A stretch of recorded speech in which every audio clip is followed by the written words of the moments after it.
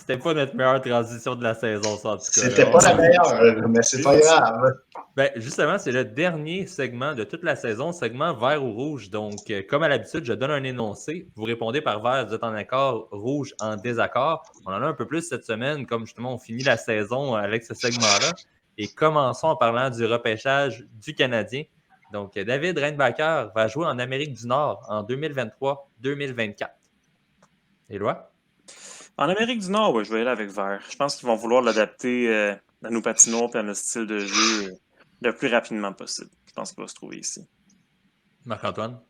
Rouge, parce que lui, il insiste pour terminer. En fait, il souhaite jouer une autre saison là-bas. Puis je pense que, dans le fond, c'est cute, je pense. Là. C'est sa maman qui souhaite qu'il finisse ses études.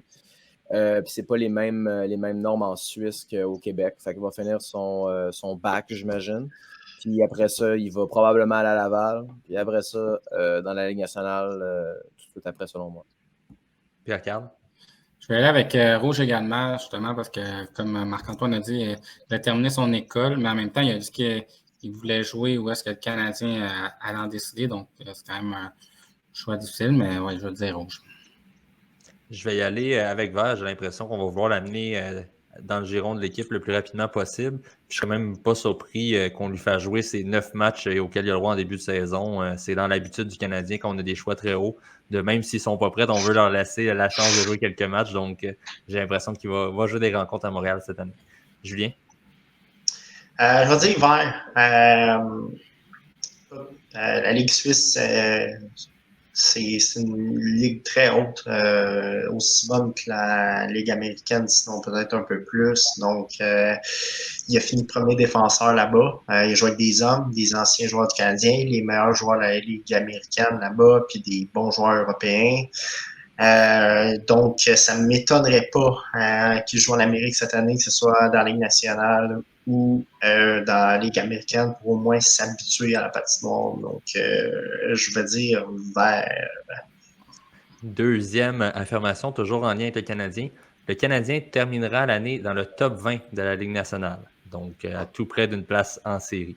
Marc-Antoine? Vert. Vert, parce que il y a une progression, puis tu sais, on a fait un peu, j'ai vu l'alignement projeté du Canadien, puis c'est quand même de la profondeur. On a un quatrième trio qui a probablement des équipes envieraient, du moins des troisièmes trios. Fait que tu sais, si moindrement Suzuki est centre, Dak est centre, là, ça veut dire que Dvorak c'est ton troisième centre. Puis l'année passée, ce qui nous stressait, c'était la jeunesse de la défensive. Mais tout le monde a pris un an d'expérience. Tout le monde a joué dans des conditions difficiles. Donc, à moins qu'on ait un scénario qui se répète là, de battre notre propre record de blessures en une saison, on devrait finir plus haut. Selon moi, c'est pensable. Là. Je trouve que c'est assez juste là, dans le top 20. Pierre-Carl? Vert également. Je pense qu'il va y avoir une progression de 2 ans à l'année passée.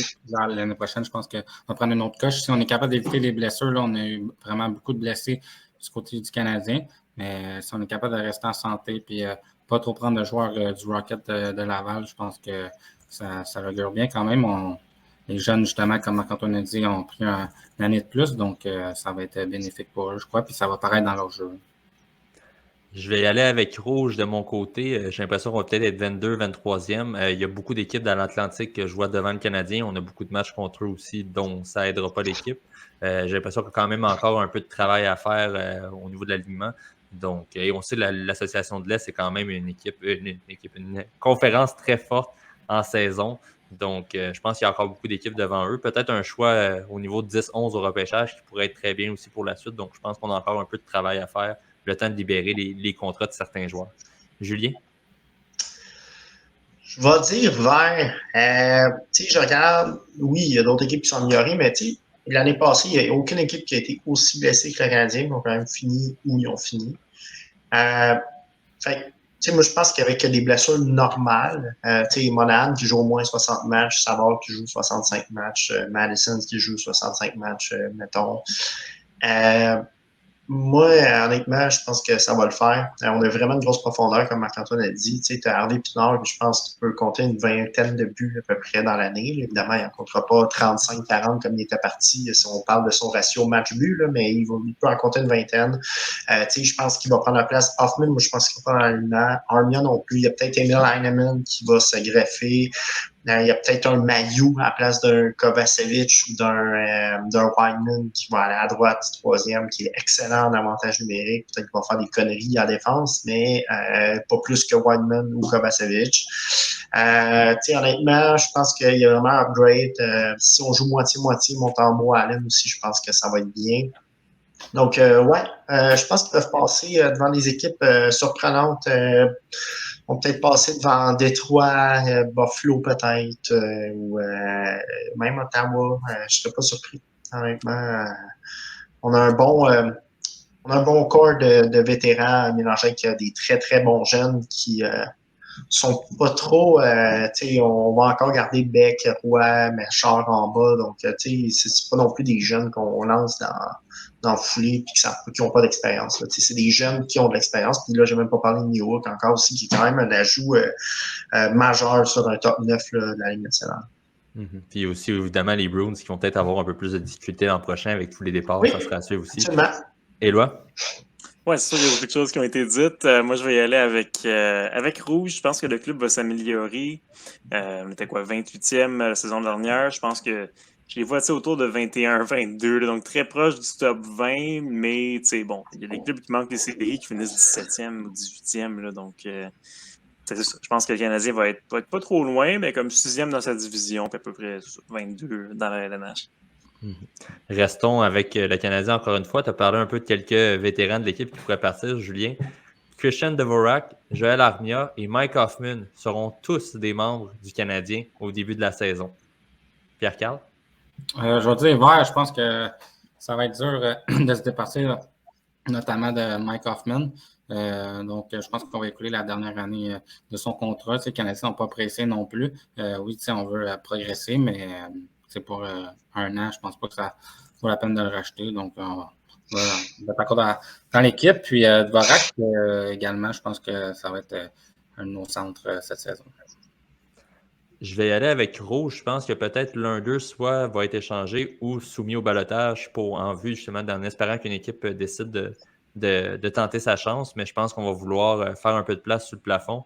Et évidemment, si un jeune fait bien au camp, ne pas devoir le rétrograder, je pense simplement parce qu'il y a un vétéran qui prend une place. Julien? Je vais dire Rouge dans un air, c'est que la cap est vraiment important. Il n'y a aucun. Il y a peut-être Dvorak qui est un peu intéressant, mais qui est beaucoup trop cher. À moins qu'il reste 2 ans à son contrat, donc à moins que le Canadien garde 50% pendant 2 ans à son contrat, je ne vois pas comment on va le transiger. Puis Hughes ne sera pas intéressant à faire ça de toute manière, parce qu'à la limite, il peut jouer sur une 4e ligne comme ton centre, puis ça va être excellent. Donc, non, je vais dire Rouge. Je pense qu'il n'y en a aucun d'eux qui va partir d'ici le premier match. Éloi? Je vais aller avec Rouge aussi. Je pense qu'en début de saison, on va garder ces vétérans-là dans l'équipe. Puis peut-être s'il y en a qui connaissent des bons débuts de saison, essayer de s'en départir, peut-être retenir du salaire à un moment donné, je ne sais pas. Mais c'est sûr qu'il y a une surabondance d'attaquants. Il va falloir faire quelque chose par rapport à ça éventuellement. Mais je pense que d'ici le début de la saison, les jeux sont pas mal faits. Marc-Antoine? Mais vert, c'est-à-dire qu'ils vont rester dans l'équipe en début de saison, c'est ça? Ouais. Ouais, ok, fait que vert. Moi, je pense qu'ils vont être encore des membres. Parce que Hoffman, s'il y avait à être racheté, ça aurait été déjà fait, selon moi. Armia, je pense que tu n'auras pas grand-chose pour lui si tu veux l'échanger, puis Dvorak non plus. Donc, moi, j'attendrais. Tu sais, Kent Hughes nous a quand même habitués à dire il y a un prix à tout. Fait que s'il y a un joueur, je ne le rachèterai pas pour rien. Puis si j'allais l'échanger, ben donne-moi quelque chose en échange. Tu sais, Dadonov, moi, je l'aurais donné, mais il a quand même été chercher Gourianov en se disant, bon, on ne signera pas Gourianov finalement, mais au moins, on a essayé quelque chose. J'ai comme l'impression que ce serait possible qu'à la date limite, il y ait des centres qui se blessent. De toute façon, nous, on est dans une position où on en a pas mal des centres, puis le monde chiale en disant on devrait juste en avoir 4. Non, ils vont se blesser, inquiétez-vous pas. Fait qu'on va en avoir besoin des Dvorak, des Dak, des Monahan, Suzuki, etc. Fait que moi, je pense que la seule manière de rentabiliser ces actifs-là, ce serait de les échanger à la date limite. Si Armia a une grosse saison, puis qu'il y a des blessures, c'est pas impossible qu'à son contrat, qui est à peu près 3 millions, il y ait une équipe qui se tente.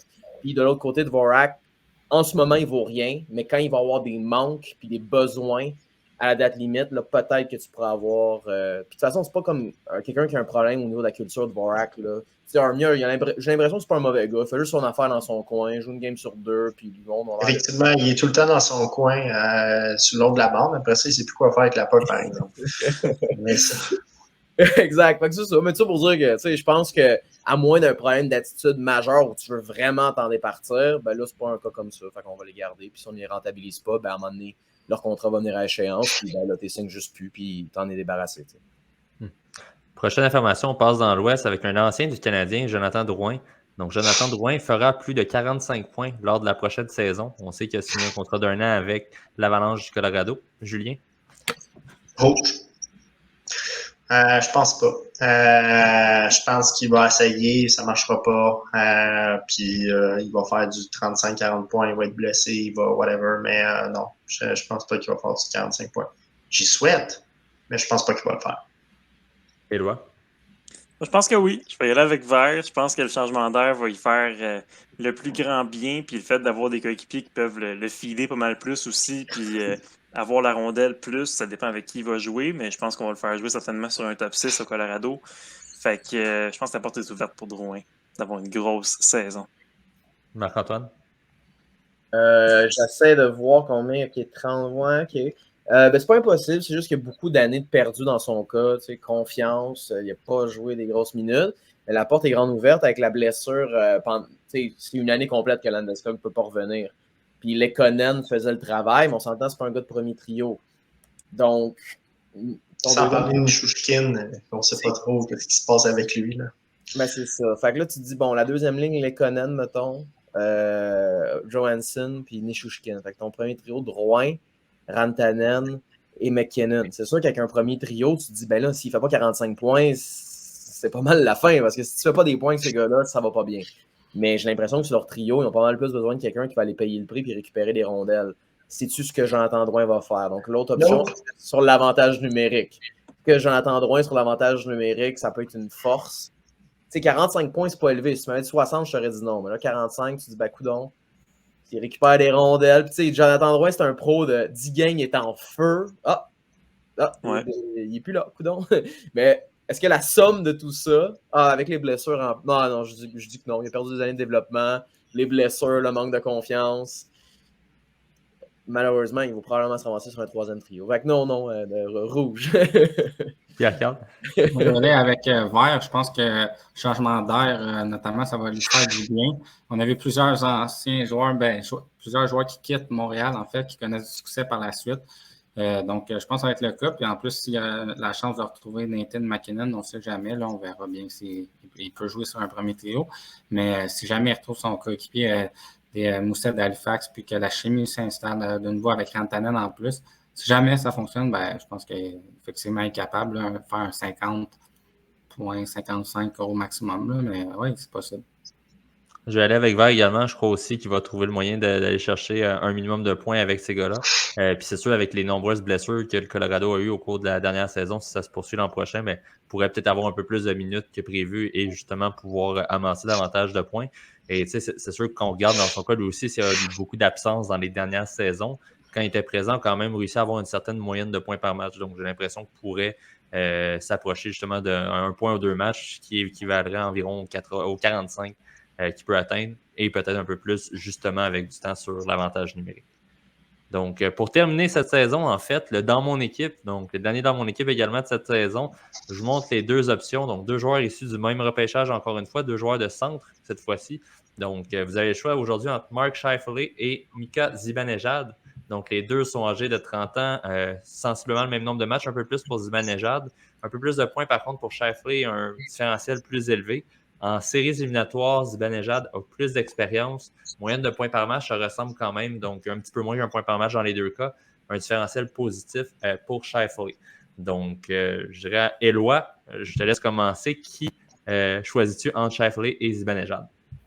Côté statistique, ça se ressemble. Je sais que Zibanejad n'a peut-être pas eu la plus grosse saison l'année passée de sa carrière, mais je vais y aller avec Zibanejad pareil. Je pense côté personnalité, de ce que j'ai entendu des deux gars, Zibanejad, c'est un travaillant, veut toujours s'améliorer.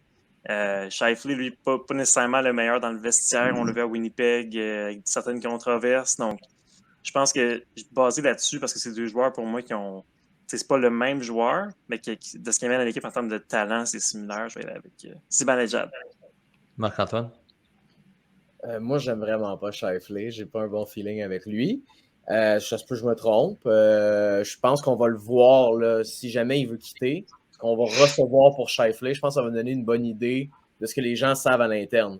Fait que, si tu reçois un défenseur B puis un attaquant de troisième trio, on va comprendre que c'est pas nécessairement la personne la plus facile. Il y a plein de gestes là, qu'on peut se rappeler. Là, le move sur Evans, tu fais tabarnouche. Ouais, c'est ce genre de gars-là. En série, c'est supposé être un premier centre. C'est bien rare qu'il se lève. Il se fait passer en 4 par le Canadien. Une mise en échec cheap à gauche, à droite.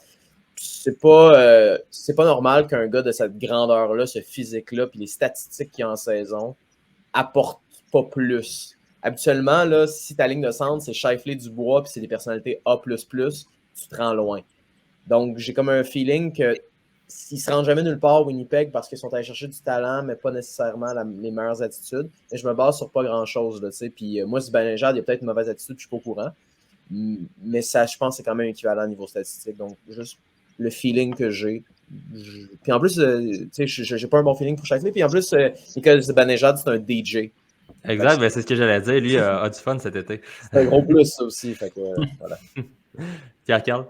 Je vais aller aussi avec Mika Zibanejad. Scheifele, depuis ce qu'il a fait à Lekonen, c'est un joueur, en fait, que j'ai jamais nécessairement trippé. Là. Il y a souvent des écarts de conduite un petit peu sur la patinoire. Zibanejad, j'ai l'impression que c'est un peu plus un travaillant, puis il rend aussi en saison, mais aussi en série, ses joueurs meilleurs. Donc, j'irai avec Zibanejad. Julien? Moi, je pense pas que Zibanejad non plus est un grand leader. J'ai vu se faire garocher son iPad par Kreider, puis let's go. Je pense que c'est juste qu'il est mieux entouré que Scheifele. Je pense que c'est juste ça la grosse différence entre les deux. Mais Zibanejad, c'est pas un leader. Il a été changé par Derek Brassard, puis je pense que c'est pas pour rien. Derek Brassard, c'est qu'il a une personnalité A1, il avait peut-être pas le même upside offensif, mais on a décidé d'y aller avec un peu plus de leadership. Moi, je pense pas que Zibanejad, c'est un grand leader. Scheifele non plus, ça, je pense que c'est clair. Je vais quand même prendre Scheifele. Puis c'est pas mon genre d'habitude, je suis plus du côté du coach, mais honnêtement, Scheifele, tout un choix de hockey, là, je veux dire, moi, je le trouve supérieur en termes de talent puis de joueur de hockey que Zibanejad. Je pense pas que leur personnalité, il y en a une qui est pire que l'autre ou pas assez à mon goût pour la différence de talent qu'il y a. C'est juste que oui, Zibanejad il est super bien encadré à New York, ce qui n'est pas le cas de Scheifele. On l'a vu, le capitaine s'est fait kick-out de l'équipe carrément, donc ça, c'est pas normal. T'as Bufflin qui voulait pas revenir, t'as Kane qui s'est fait kick-out. Il y a beaucoup de choses depuis des années qui brassent à Winnipeg. Je pense que le kid, il n'a pas été bien entouré. Ça, c'est pas de son ressort. C'est le DG qui a fait mal sa job. Puis je pense que Scheifele était une meilleure version de lui-même s'il avait été entouré comme Zibanejad est arrivé dans sa nouvelle équipe. Donc, je vais y aller avec Scheifele. Je vais y aller avec Scheifele également. Puis justement, j'aime le point que tu as amené à la fin du fait que on essaie de trouver un coupable, si on veut, à Winnipeg depuis quelques saisons, puis on pointe tout le monde du doigt, que ce soit lui, que ce soit Wheeler, même Dubois l'an dernier. On l'a vu, même Rick Bowness à la fin de la saison n'était pas très content de ses vétérans et de ses joueurs d'impact. Mais j'ai l'impression que ça va au-delà justement de chaque joueur individuellement et que c'est pas nécessairement une bonne ambiance présentement à Winnipeg. Il faudrait vraiment repartir à zéro. Et j'ai l'impression que si on prend exemple un Scheifele qu'on l'amène dans une organisation, je pense aux Bruins de Boston, ou qui serait super entouré, une organisation avec une histoire qui a l'habitude justement de gérer les égos et tout ça, je pense que ça pourrait être différent. Il pourrait produire autant, sinon plus, et devenir aussi un meilleur leader et donner encore plus par l'exemple dans cette organisation-là. Donc, j'ai l'impression que si je les prends un pour un en termes de talent, j'irai avec Scheifele. Et je me dis que dans tous les cas, les deux doivent être bien entourés pour performer. Et que je pense que Scheifele peut performer légèrement plus s'il se retrouve dans une équipe comme ça. Puis, j'aimerais donner l'exemple, par exemple, de Jack Eichel, qui a été bien entouré cette année à Vegas, puis a semblé s'épanouir avec l'équipe, a très bien fait en série, une fois que justement il s'est retrouvé dans une équipe qui l'encadrait et qui avait une bonne présence de vétérans dans le vestiaire. Donc, je ne comprends pas les deux joueurs, mais ça reste que peut-être pourrait avoir un parcours similaire s'il se retrouve dans une autre formation.